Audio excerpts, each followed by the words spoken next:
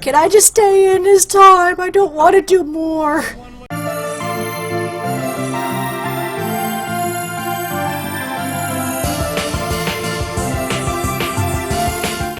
Greetings and salutations, viewers. I'm StarPrincessHLC, coming at you with another review of YouTube Red's, very heavily advertised series, Scare Pewdiepie, where Pewdiepie is getting scared by real-life horror games. Is it worth the $10.99 subscription fee? Is it worth checking out? Is it just kinda silly? Well, I guess we're just gonna have to go through each episode and see. And we're gonna start off with now episode 8, Call of Pewdie. Oh gee, I wonder what we're reading now! Now this particular episode definitely took a very different approach from the previous 7 episodes, and all those, they were horror themed. And this one, it was strangely first-person shooter themed. That I found kind of interesting.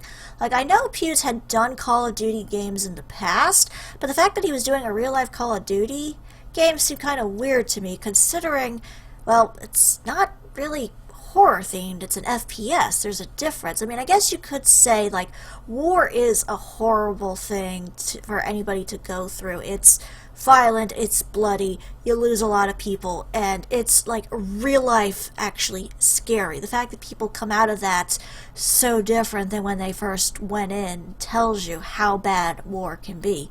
So I could see it being horror in that kind of sense, but in terms of like the Call of Duty games, they're not really horror based, so I find that kind of interesting. Maybe if they were doing like the zombie mod thing, but even then it seemed kind of weird that they would go this particular route. Oh, Jesus! It looks awesome. You know they put that in the trailer for a reason. But essentially what happened in this particular episode is, you know, Pewds donned a whole bunch of gear, like he had a bulletproof vest and everything covered in camo, and his big thing was he had to, well, there wasn't really a huge amount of fighting. It was a lot of, like, sneaking around, kind of more Metal Gear Solid style, where he was hiding behind boxes and such, trying to stay out of sight of the enemy, essentially, like trying to avoid combat while trying to find pieces that actually made the shape of his Pewdiepie logo. So that I thought was kind of weird, considering, but especially considering Pewds is not very stealthy. Like, he would always be like, even if he was whispering, it's like, you know that they heard him actually, but they were, you know, they were acting to pretend they did it. So that I thought was kind of weird, considering, you know, when you think Call of Duty, you think, you know, a lot of shooting. It's a first-person shooter. You're not thinking entirely of constantly sneaking around. Especially considering he didn't get a gun until much later in the episode. You know, the first thing about stealth Pewds is you shouldn't be saying stealth Pewds.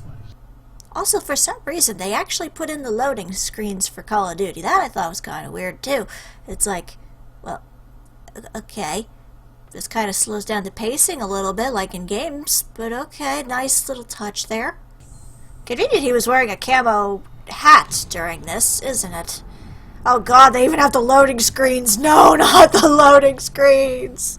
And definitely the best part of the whole thing pretty much was that end when he had to actually, like, pull out guns and do a huge shootout with a bunch of guys who were, like, paintball shooting him. It turned into a paintball game.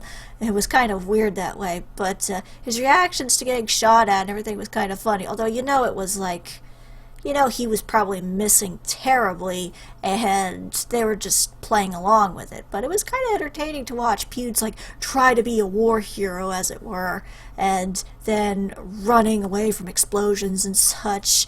It was particularly, I guess, funny when he accidentally got himself paintballed in the ass. But overall, this one was a little bit odd, and it actually felt a lot faster than a lot of the other episodes, which I find kind of weird, considering the subject matter. Oh, epic slow-mo shooting! And he probably missed every single one, right? But overall, this particular episode I thought was kind of odd, just because, well, A, it doesn't really fit into the whole getting scared by real-life horror games scenario. I mean, like I said, you could argue that, war is a horrible thing that happens in real life, but in a video game, it's a whole different story. Like, that a lot of these people who play Call of Duty, chances are you give them a real gun, they're going to be scared to actually use it. They would not want to touch a real gun in real life. So going that particular route I thought was kind of odd, considering it's not a horror-based thing, and that was the whole premise of the Scare Pewdiepie thing, was it's a real-life horror game. This seemed like a very big jump compared to the previous 7, but overall it was still very entertaining to watch. Pewds still had some funny moments with it, a little bit more unrealistic, I would say, just because, it's obvious the actors likely heard him, even though they were pretending not to. But it was still funny to watch him react, and you could tell he was probably having a lot of fun, even while he was running away from paintball and explosions and such. Get a medic for my ass, dude. And probably an artist. And again, they start kind of bringing in more of the reality TV kind of thing. Like, they actually have a part where Nikki put up a video, like, trying to seduce Pewds, and that's why Jeff, the security guy, is around, and it's like, okay, this doesn't really seem like a possible threat. She's just kind of being a little creepy, but she's not like sending death threats, or she's mailing him knives and syringes and such. It's just kind of weird that they would throw this reality TV kind of stuff into this. I guess that's kind of the audience they were trying to reach, but that doesn't quite make sense considering Pewds' main audience are gamers. They come for the games, not the drama. How many could I fit in my mouth? Okay, she's taking this to a really weird level. But no, overall, I did enjoy it. I think it is a little weaker compared to the other ones.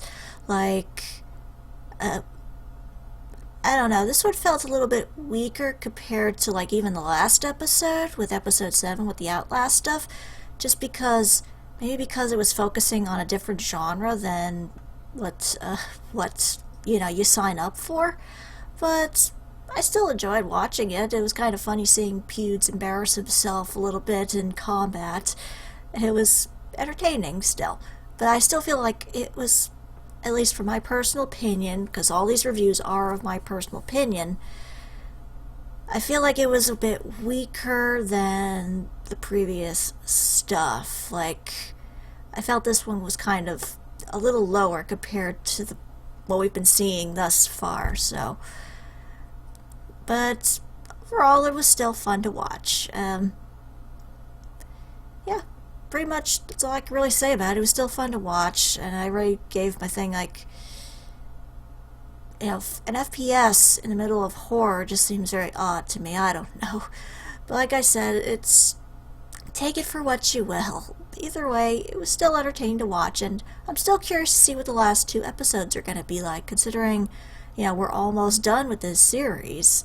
Again, I don't have any clue if there's going to be more in the future. I don't know, but it was still entertaining to watch, and I am curious to see what's going to happen in the next part. So, hopefully we'll get to that in due time, but for now, this is StarPrincessHLC saying thank you very much for watching, and have a fond farewell, and let me know in the comments below what you would like to see me review next.